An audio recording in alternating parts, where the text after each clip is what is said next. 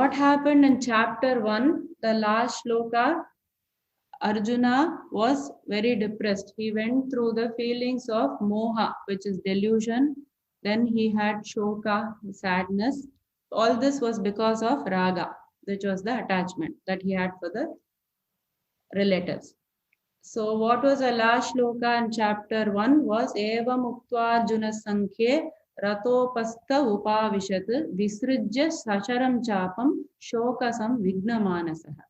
Arjuna, very depressed, he sat down in the seat of the chariot, casting aside his Visrijya Sacharam Chapam, or his bow and arrow, and Shoka Vigna Manasaha. So he was very overwhelmed with grief. So that is how chapter 1 ended. Now chapter 2 starts again with Sanjaya relaying this to Dhritarashtra.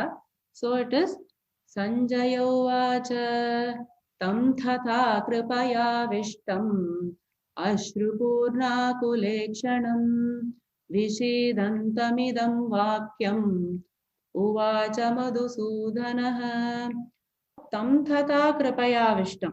So that means into Arjuna, Thatha, thus, Kripaya Avishtam. Avishtam is overwhelmed. Kripaya is the compassion, or in this context, we take it as the raga or the attachment he has.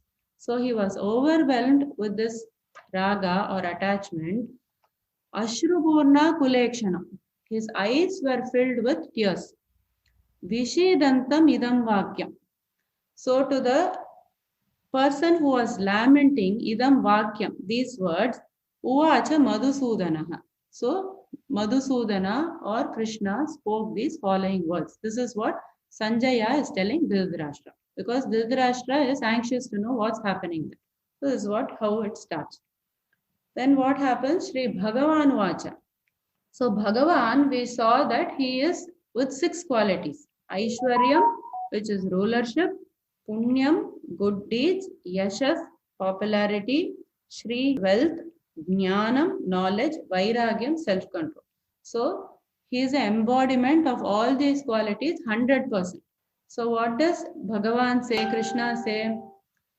Kutastva kashmalamidam vishame samupasthitam anarya jushtamasvargyam akirtikaram arjuna. So what does he say there? So he speaks to Arjuna as a friend now. Like suppose your friend is depressed, what will you say to your friend? Come on, get up, don't be silly, let's go for a walk, or let's go somewhere that will distract you. Just like that, Krishna is speaking to Arjuna like a friend. Kutastva kashmalamidam. From where has this kashmalam or this low level thinking come to you? Vishame samupasthitam. Samupasthitam is arriving. Vishame, in this great hour of crisis, it has arrived here. Anarya Jushtam Aswargyam. Anarya meaning the person who knows the value of life. So this is not, so the person who knows the value of life will not act like this. What is this going to lead to, Arjuna? Aswargyam. It is not going to lead to you going to heaven, nor is it going to give you any fame. Akirti Karam Arjuna. So that is what Krishna is telling in the second shloka. Then he continues in the shloka, Klaibyam smagamaf partha naitattvai upapadyate kshudram hridayador balyam tyaktotishta parantapa. So what does he say here? Klaibyam smagamaf partha. So do not take to this klaibyam or this unmanliness. Partha, Arjuna, naitattvai upapadyate. Upapadyate means it is befitting. So it is not befitting of you. Kshudram hridayador balyam. Kshudram means this pettiness. And hridayador balyam, this weakness of the heart. Tyakto uttishta parantapa. You leave it and you get up. Uttishta, get up. Parantapa. Parantapa is referring to Arjuna here. So this is what is the third shloka. Arjuna only now he tries to a little bit more descriptive. Till now what he has been saying is all my relatives are there. I do not want to kill them. this papa will come to me, because if they are killed, then the family tradition will be destroyed, then adharma will prevail. All this justification he was giving in the first chapter. Now, first time, the fourth shloka, he opens up and says actual problem. Like sometimes when we are angry or upset, we will give lot of other justifications and other, we will bring so many things into the picture rather than talking just on the subject matter. So now Arjuna is actually coming to the subject matter, which is actually the problem for him is to kill Drona and Bhishma, his teachers. So what does he say here? Arjuna uvacha katham bhishmamaham sankhe dronam cha madhusudana ishubhih pratiyotsyami pujarha varisudana. So he says, Katham Bhishmamaham Sankhya. Sankhya is in this fight. Katham Bhishmamaham. How can I kill Bhishma? Dronam cha Madhusudana. Drona also. Bhishma and Drona also. Madhusudana, Krishna. Ishubhihi Pratiyotsyami. Ishubhihi means arrows. Pratiyotsyami is to counteract with arrows. Pujarha Varisudana. Pujarha Varisudana means they are worshipable. So how can I do this to them? This is Arjuna's question. Then again in the fifth shloka, he continues. If I do this, what is it I'm going to get? Is what he describes to Krishna. Guru nahatva hi mahanubhavan shreyo bhoktum vaikshamapi haloke hatvarthakamanstu guru nihaiva bhunjiya bhogan rudira pradigdan. So what does he say? Guru nahatvahi mahanubhava. Guru ahatva. Ahatva means not killing the guru. He mahanubhavan, because they are mahanubhavas. They are great souls. What will be not killing them? Better than that. Shreyo bhoktum bhaiksham api haloke. Shreyo, if better, bhoktum, to enjoy life, bhaiksham api haloke, by begging. Rather than killing them, I would beg. Hatvartha kamanstu guru nihaiva. Hatva, to kill them for what? Artha and kama. Artha is this gain and kama is this desire for all these, the kingdom and everything. Guru nihaiva, these gurus. Bhunjiya bhoga rudhira pradigdha. So bhunjiya, it means what? It is like enjoying the things, bhogan, whatever the things are to be enjoyed. Rudhira pradigdha, they are going to be blood tainted. Wherever, if I am going to enjoy also Krishna, then I will see the blood there, their blood. Because I cannot see them being killed, they are Mahanubhavas. That is Arjuna's justification. Then after that, he exposes himself a little bit more and he says, after that, I am actually confused. I am telling all these things, but actually in my mind, I am not clear. I don't have clarity. In the next shloka, that is what he says. न चैतद्विद्मः कतरन्नो गरीयः यद्वा जयेम यदि वा no जयेयुः यानेव हत्वा न जिजीविषामः तेव स्थिता प्रमुखे धार्तराष्ट्राः. So what does he say here? न च एतद् विद्मः. Vidmah is to know. I do not know. Kataranno ghariyah. Ghariyah is better. Kataranno is which for us is better. I do not know. Yadva jayema yadiva no jayehu. Whether we will conquer or whether they will conquer. Yaneva hatvana jijivishamaha. By killing those we do not want to live. Tevastita pramuke dhatarashtraha. So they are, but I don't want to kill them, yet they are standing in front of me. Who are those people? The sons of Dhritarashtra, Dhartarashtra. Then finally, seventh shloka, what does he say? He says he fully surrenders. He says first he is confused. First he gives some justifications. Then he says this will be the consequence. Then he says I am confused. Now he says, no, really I don't know. I feel that better for me to take your advice. So he says, Karpanya doshopahata swabhavah pritchami tvam dharma sammuda chetah Yachreyasyam nishchitam bhuhi tanme shishyasteham shadhimam tvam prapannam. So karpanya dosha. What is this? This word is coming from kripana. Kripana word which means a miser.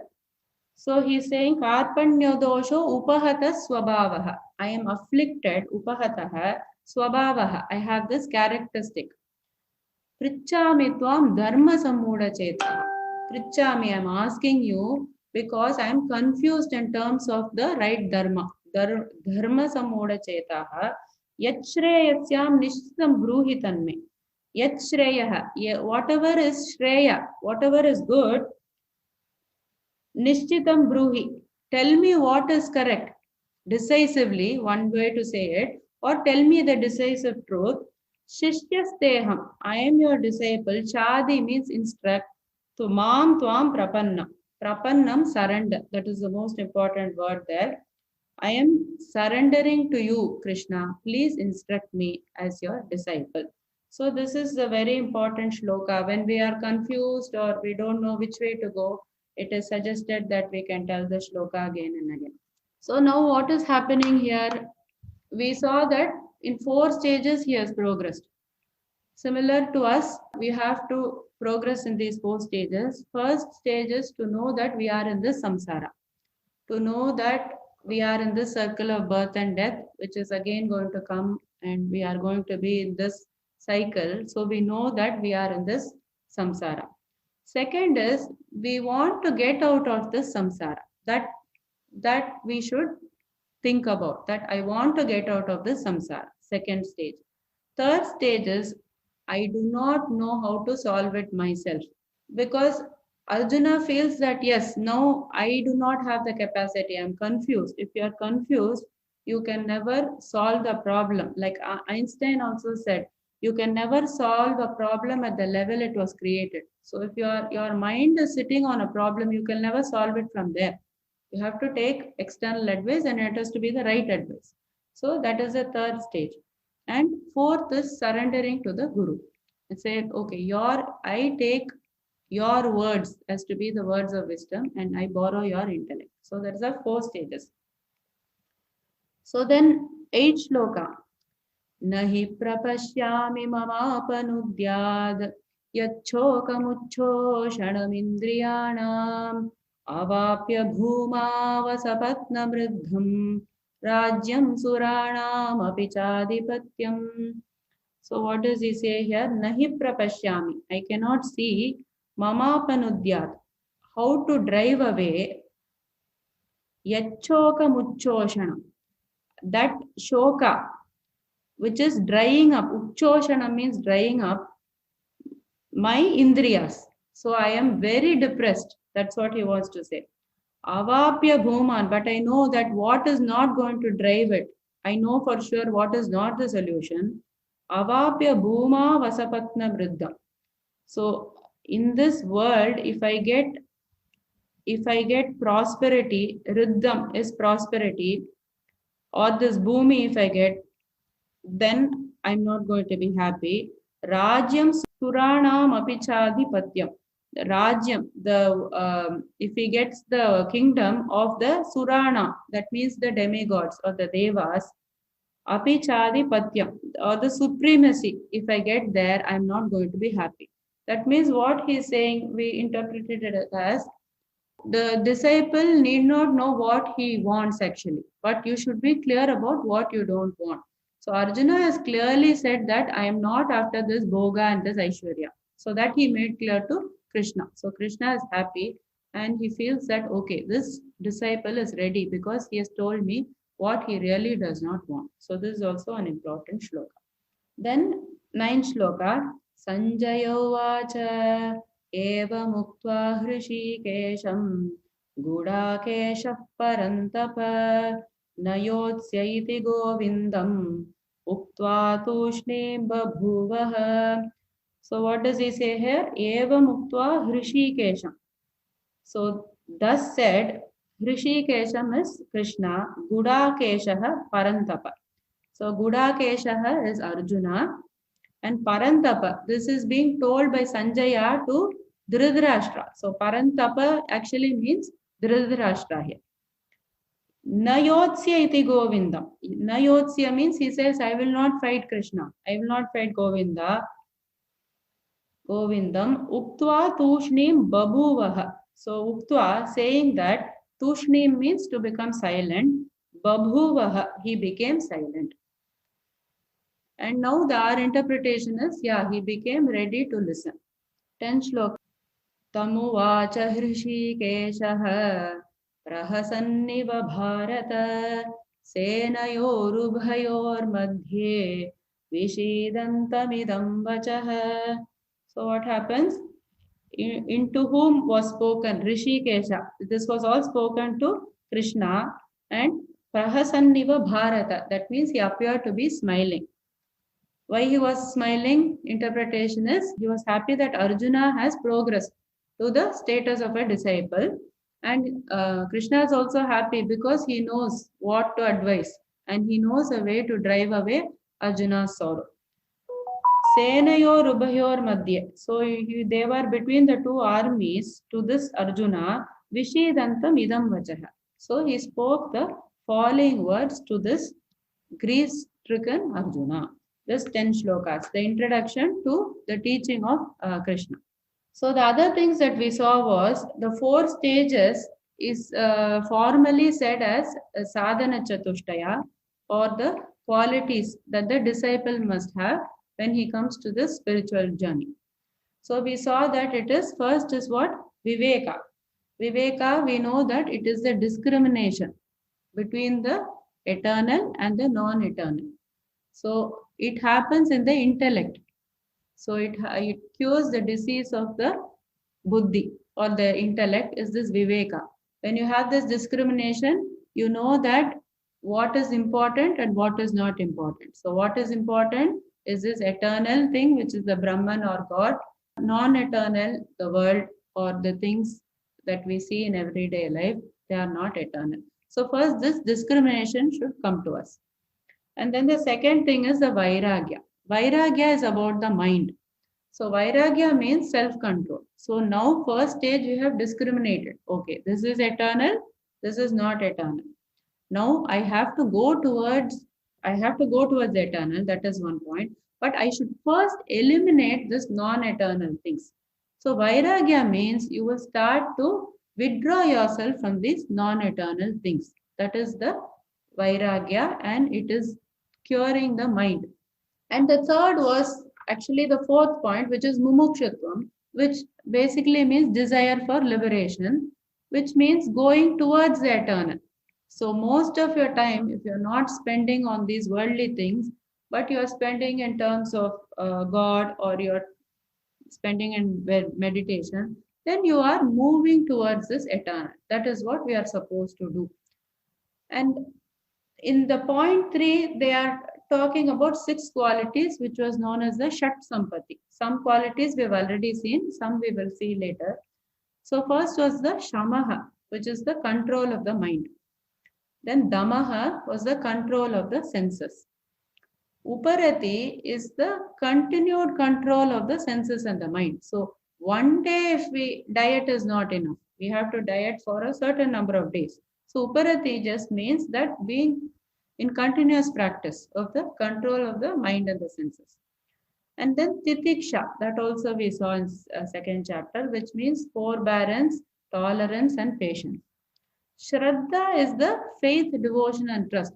First of all, for you to learn this means you should have the belief that what Krishna is telling is the truth. And this Bhagavad Gita is talking is really the truth. So that is belief. And Samadhanam is fixation on the goal. So these were the things that we saw, which is known as the Sadhana Chatushtaya. Then in the 11th shloka, Krishna says, Shri Bhagavan Uvacha, he starts his teaching, Ashocyananvashocastvam Prajnavadamscha bhashase Gatasu nagatasumscha Nanushocanti panditaha. So where Ashocyan Anvashocastvam. So he says, Arjuna, you are lamenting for what it is unworthy of lamenting. If you are lamenting for something that was worthy, then I will not give you any advice. But I feel bad because you are lamenting for what is not worthy of lamentation. Prajna Vadamshcha Bhashase. But what you are telling is as though the person who is very wise. The first chapter he gave so many justifications. This is Papa, you should not kill the Atatayis, the sinners. All this justification he was telling as though he was a very learned person. He is learned, Arjuna, but he was confused at that time and he was deluded. Krishna says, Prajna Vadamshcha Bhashase. You are talking as though you are a learned. That means what? You are not a learned. Gatasuna gatasumshcha. What are you lamenting for, Arjuna? Actually, what is dead and what is living? Gatasuna gatasumshcha. Nanu anushochanti panditaha. Na anushochanti. The panditaha, the learned people or the jnanis, they do not lament for what was dead or what is living. So this is what you are doing, Arjuna, which is wrong. We came to the discussion that with this, just this phrase, Nanushocanti Panditaha, we know that the learned people or the jnanis, they do not lament. The ajnanis lament. The difference is that between the jnani and the ajnani is only in the knowledge. And Gita promises to give this knowledge. So, and Gita promises to remove the sorrow by giving the knowledge. So, the sadhyam, we said the goal is shoka nivritti or moksha. And sadhanam is the jnana. So, that is the knowledge is given. When the practice of that jnana, you will go to moksha. So, these are the two steps in Bhagavad Gita. So, before we go to the next shlokas, we need to look about the misconceptions. We saw that there are mainly three misconceptions. First misconception we saw was we always say that this event has caused me sorrow, this person has caused me sorrow. But actually, the I related to the event is the cause for the sorrow. Like we saw the example of how death, somebody has died. Oh, I'm very sad because that person died. It's not the death. It is you who is attached to that person is the cause of the sorrow when that event happened. So that was the first misconception. Then the second misconception was, Krishna says, first of all, the I you are saying, you have understood very incorrectly. So what is this I? So we began on an analysis of that. So whenever I am doing anything in this world, like now I am talking, I know that I am doing it and there is an awareness in me. So we use this principle of this Drik Drishya Viveka. Drishya means whatever is seen, it becomes an inert object. That is, if I see this book, that book is not conscious. If I see this computer, it is not conscious. What is conscious is actually something inside me from which I'm able to relate. Okay, I'm seeing all these people. So there is a conscious, definitely there is a, nobody can deny that there is a conscious principle in you, which is known as a drik. So this drik becomes the seer, and whatever is the seen is this unconscious principle or the inert principle. So that is how the first analysis began. So whatever object I'm seeing is inert according to me. I mean, even if I may be seeing living things, but whatever if it is seen, it is only an object in my consciousness. So first of all, first conclusion is that I am a conscious principle. The second problem, what happened was, okay, I know that this I is a conscious principle, but who is this I? That's consciousness you're talking about. Where is this consciousness? Is it the body? Is this consciousness? This mind is a consciousness? Or is it something else inside me, which is the consciousness? This I don't know. So what happens? There is another method we saw, that is the Avastatrayam method. So Avastatrayam, we analyze ourselves in three states. The Jagrata Avastha, which is the waking state. So in the waking state, what has happened? My body is active, my mind is active, and I don't know if there is any other thing in me. So I don't know which is a conscious principle. Now when I'm talking, I'm not able to say what is giving me this consciousness. So we leave that state. We go to the Swapna Avastha. Swapna Avastha meaning dreaming state. In the dreaming state, I am able to know that this body becomes inactive, my mind is active. So this mind is dreaming. So this mind, is it the consciousness? Maybe it is the consciousness, or there's something else which is a consciousness. So I leave this state. Then I go to the sushupti avastha.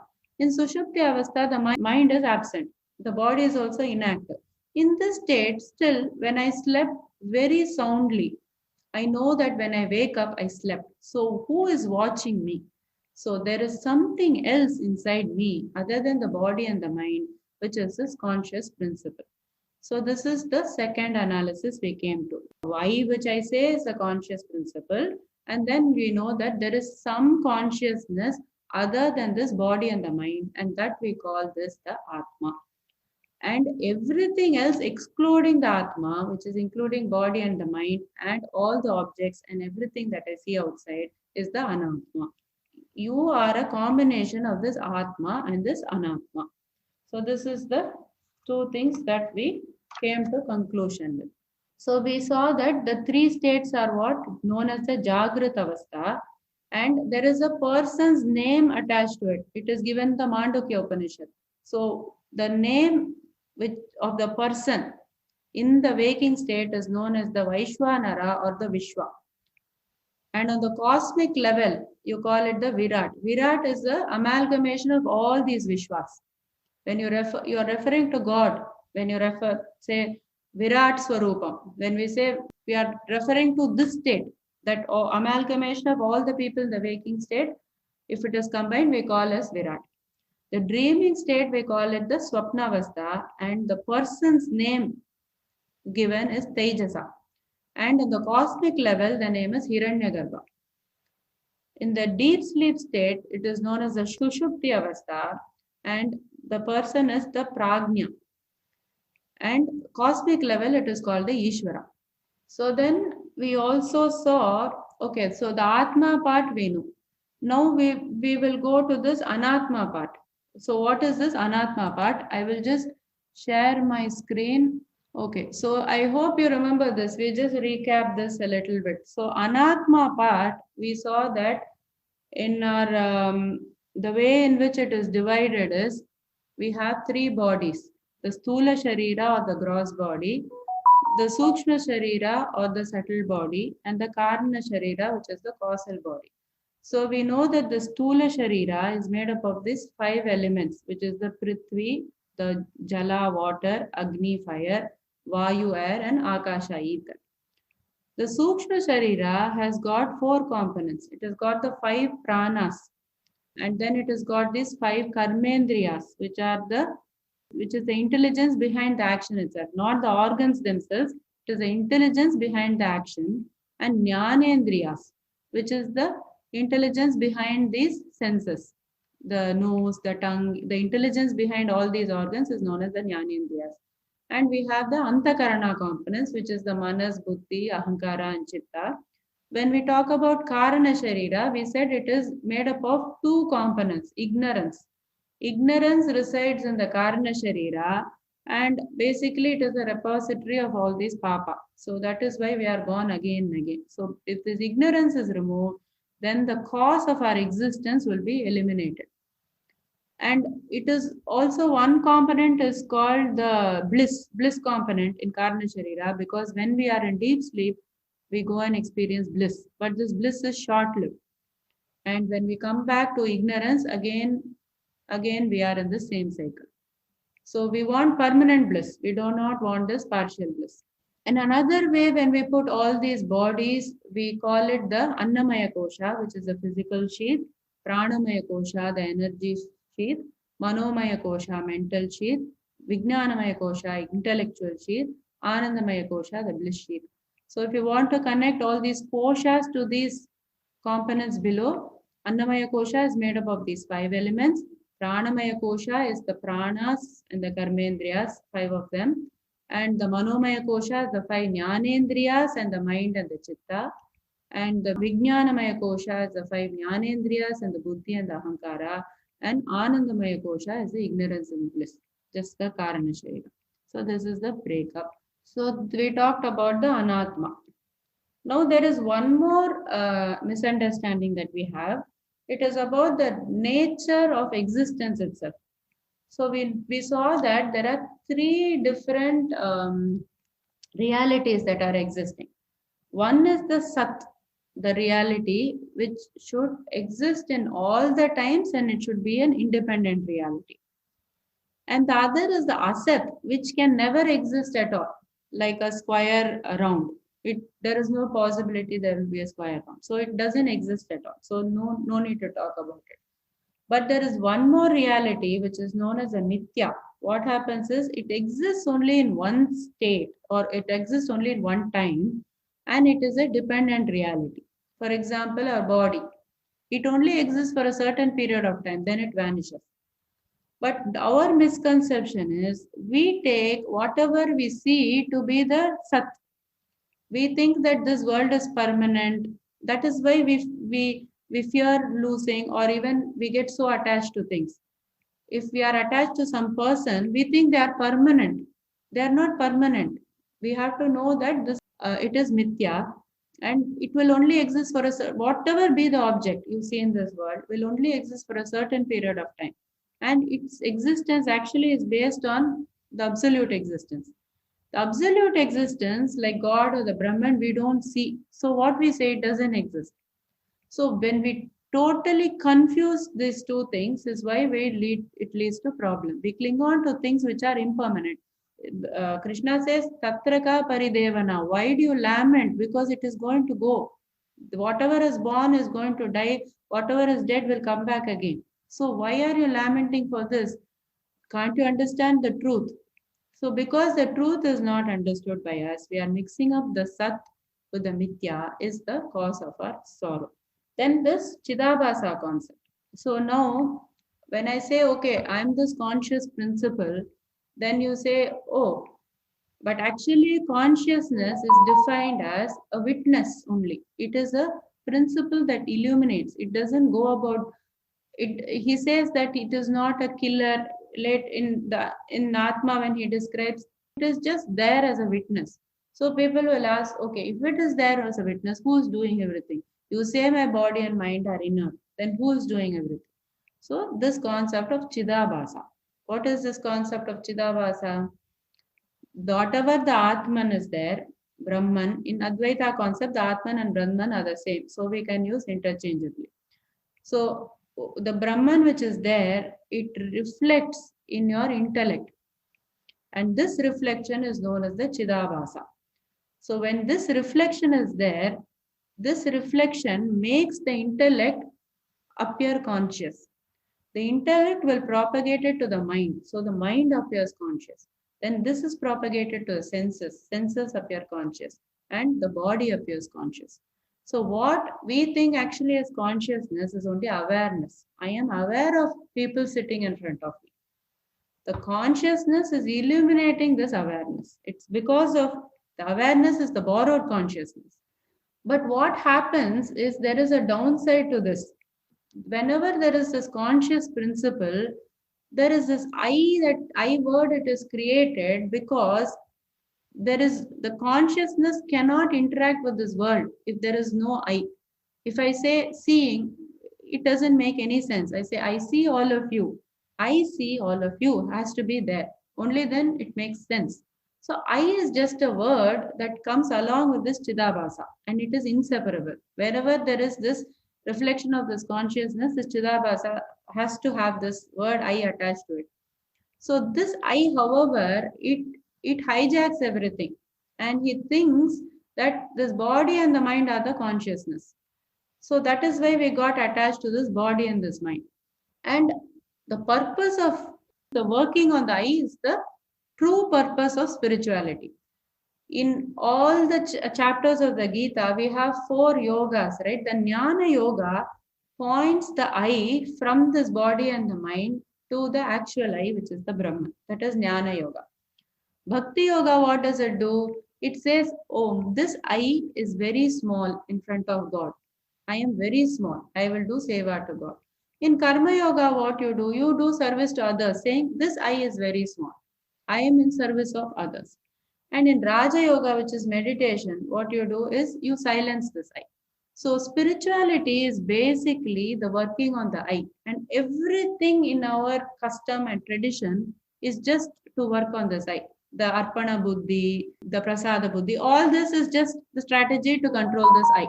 So if we understand that, then we can connect whatever we are learning in terms of religion or spirituality to actually what we have to do. If the I is worked on, then we see the actual thing, which is the conscious. Yeah, so this I is just a mechanism for completing this loop with this external. Because of this wrong association of this I is actually harmless, but this association has made it dangerous. When we understand that, oh, why we are very unhappy with our body becoming old, or even like we are scared of death, is because of our attachment to our body. So then we said we must know what is this Jivatma. So we are all Atma plus this Jivatma is this Sukshma Sharira along with the Chidabhasa, because this Chidabhasa is reflected in the Sukshma Sharira or the subtle body, and then with the Karana Sharira or the causal body, which is inside this body, which is the Stula Sharira, that thing is known as the Jivatma. So what happens during death? The Sukshma Sharira along with this Chidabhasa and the Karana Sharira only leave this body. And this Atma, nothing happens. Atma is just firmly planted. It doesn't go anywhere. Atma is there. It is only this component that is going, because this Sukshma Sharira carries with you the Papa and the Punya. So the Papa and Punya are there. Ignorance is not removed, obviously. So you take another body and you come with that same mental, what you are in this body, you will be ditto. Your face and the body will change. That's all. All the vasanas are coming along with you. You are just Atma, nothing has happened. Atma is a component inside us and that is remaining unaffected. So we will go to shloka number 12. So what Krishna says is, one more important thing, everybody asks, when you're talking about Bhishma, Drona, Arjuna and Krishna, it is interesting. Then suddenly Krishna at 12, he starts Atma and everything. That is difficult and it is boring. Why we should know about the Atma? See, when we are talking about other people, we are interested.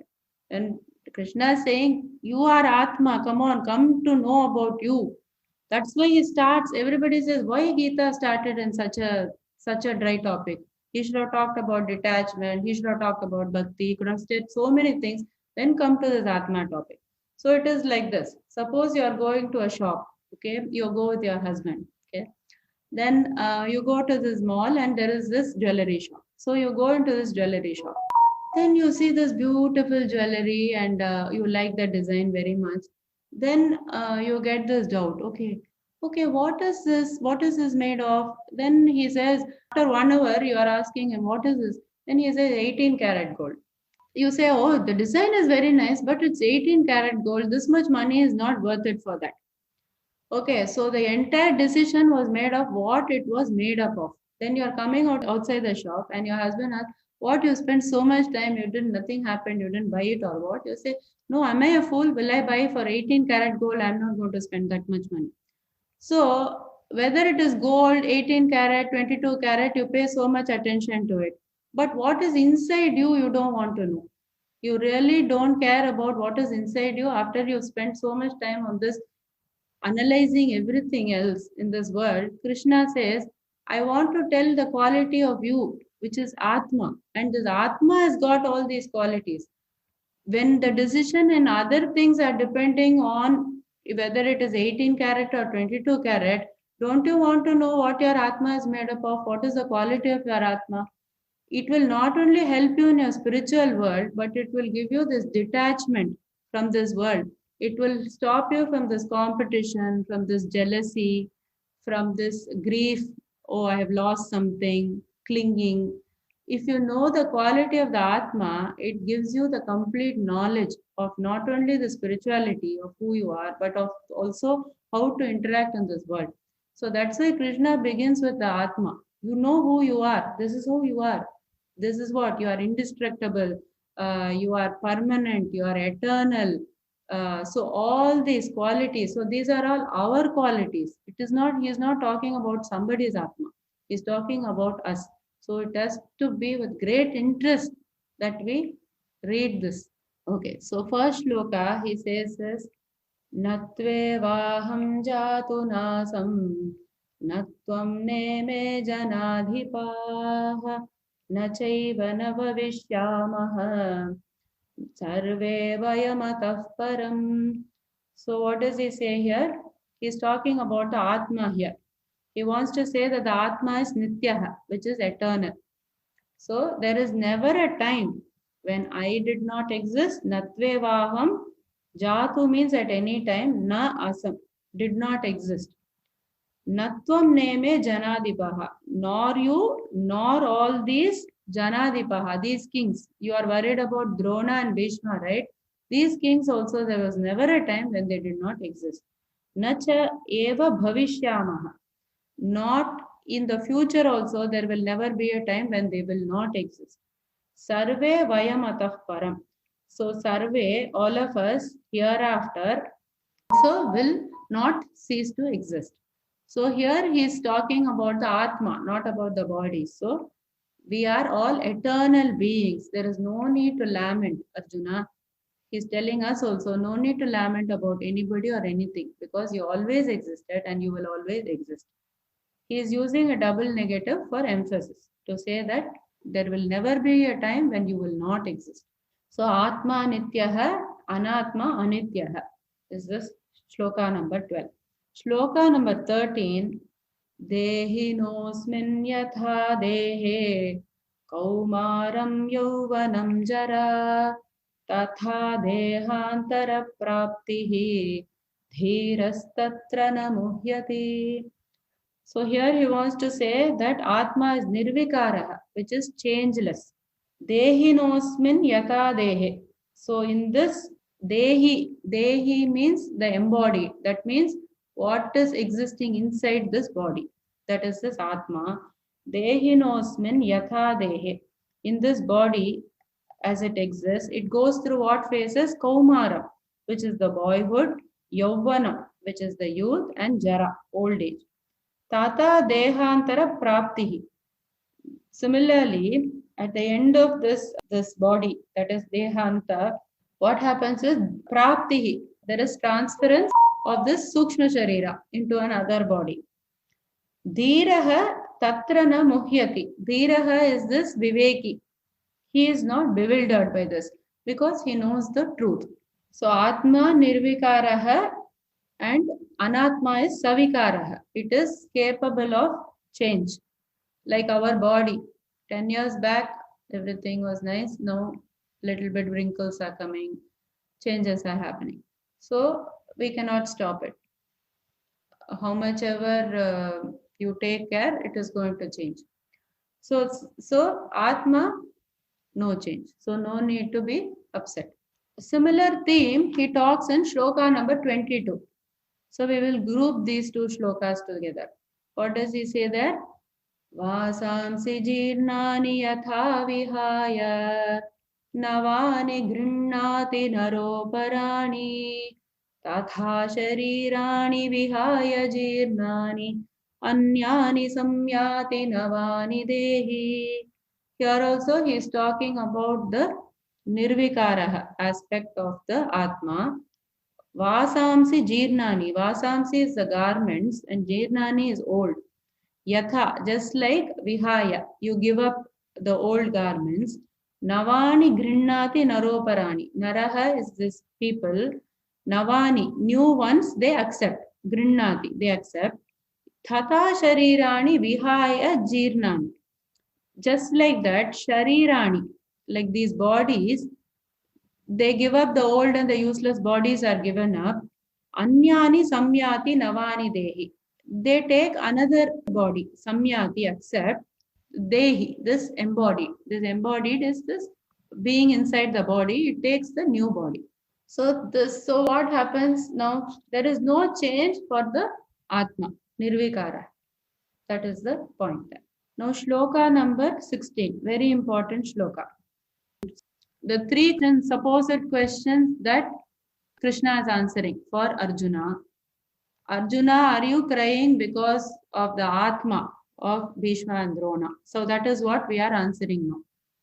And are you crying because of the anatma, the body of Bhishma and Drona? That we will answer in the next set. Are you crying because you think you are going against dharma? So that also we will see. So these three topics I have grouped together. Okay. Nasato vidyate bhavaha, na bhavo vidyate sataha, ubhayorapi drishtontaha, tvanayostattvadarshibhihi. So nasato vidyate bhavaha. So for this, for the non-existent, which is the mithya, there is never real existence. So what does he mean? For the body, for example, there is never real existence. In that sense, real existence, how do we classify? It has to be present in all the three states and it should be an independent reality. This mithya exists only in one state and it is a dependent reality. So for this mithya, the body, there is never real existence. It only is there in a certain period of time and it vanishes. And it is, if only if it is there in all the three times can it be independent. If it vanishes, then how can something depend on it? If the body is not eternal, I cannot depend on the body, right? Nobody else can depend on this body. So when it is mithya, it is not there in all the three states and it is a dependent reality. Then na bhavo vidyate satah. That means for this real existence, which is the sat we are telling, there is never non-existence. It is always eternal. Ubhayor api drishtontaha.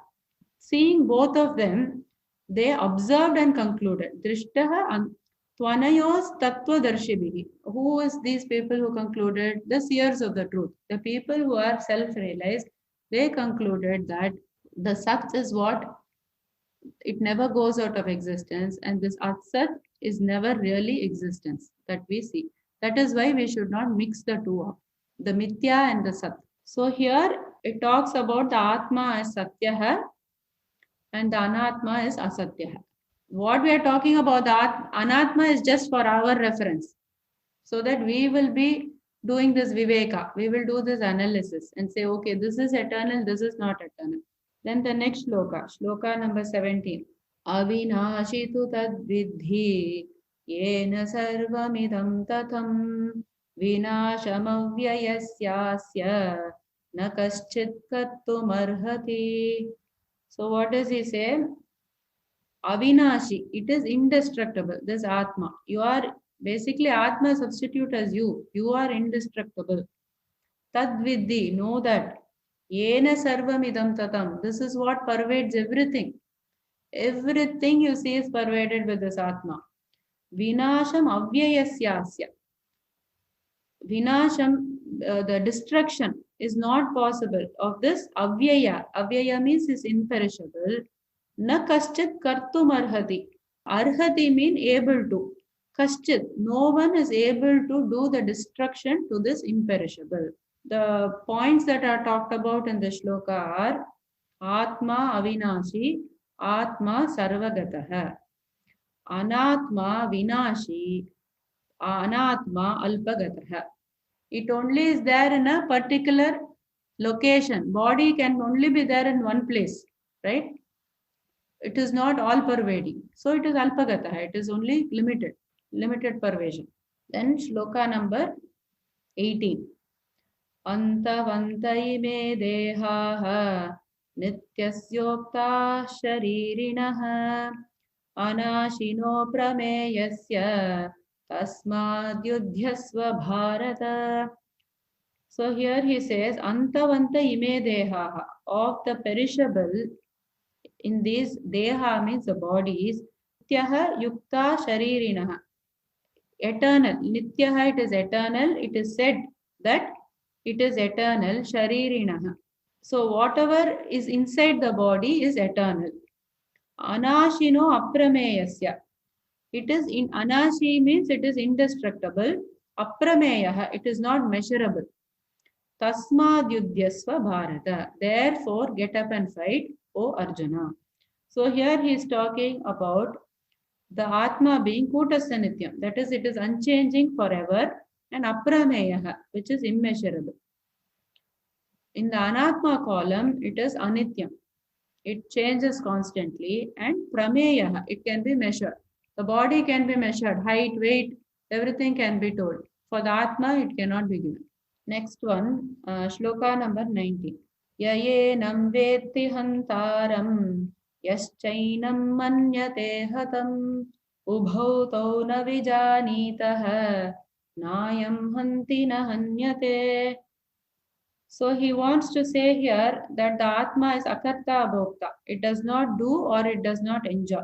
So yayenam vetti hantara. The one who knows that this Atma is the killer, yaschainam manyate hatam. Or anyone who thinks that the Atma is being killed, ubhoto no vijanita. Both of them are not in knowledge. Why? Because nayam hantina hanyate. It cannot kill nor can it be killed. Hanti means to kill, hanyate means being killed. So it cannot do both. So it is akarta abhokta, non-doer, non-enjoyer. And anatma is karta and bhokta. It is the doer and the enjoyer, like the body. Like how we are doing and enjoying. Atma is not affected by that.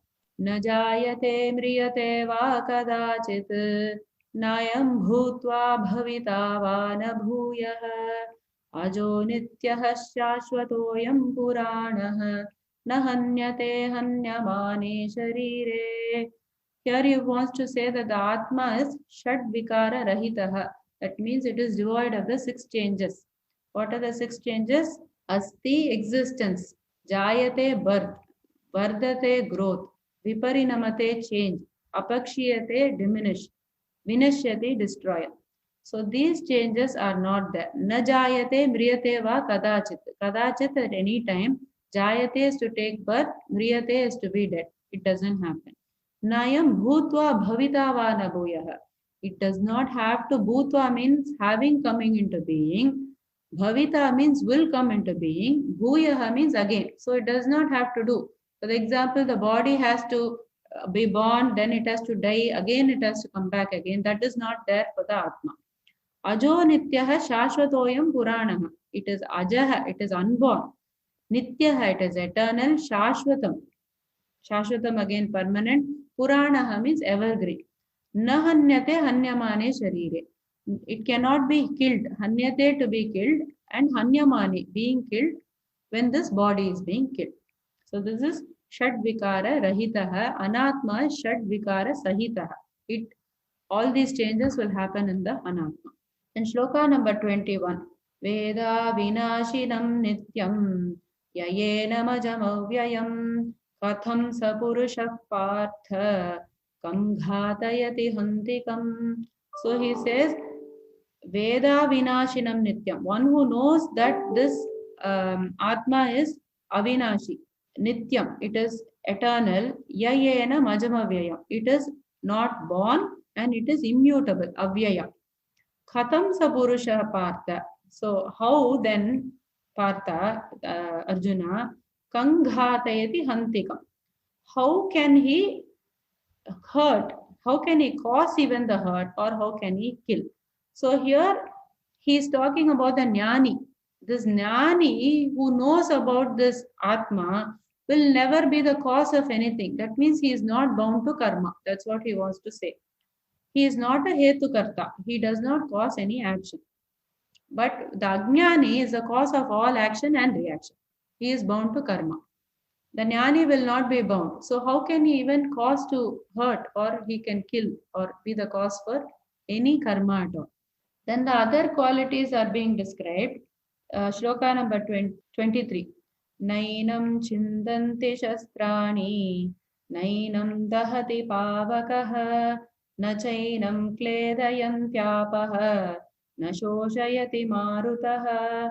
So nainam chindanti shastrani, it cannot be cut by weapons. Nainam dahati pavakaha, it cannot be burnt by fire. Na chainam kledayantyapah, it cannot be moistened or it cannot be dissolved by water. Na shoshayati marutaha, it cannot be dried. Then similar things are being said in shloka number 24. Achedyo yamadahyoyam akledyo shoshayevacha nityas sarvagatasthānuhu ajaloyam sanatanaha. So here It is again achedyaha, unbreakable.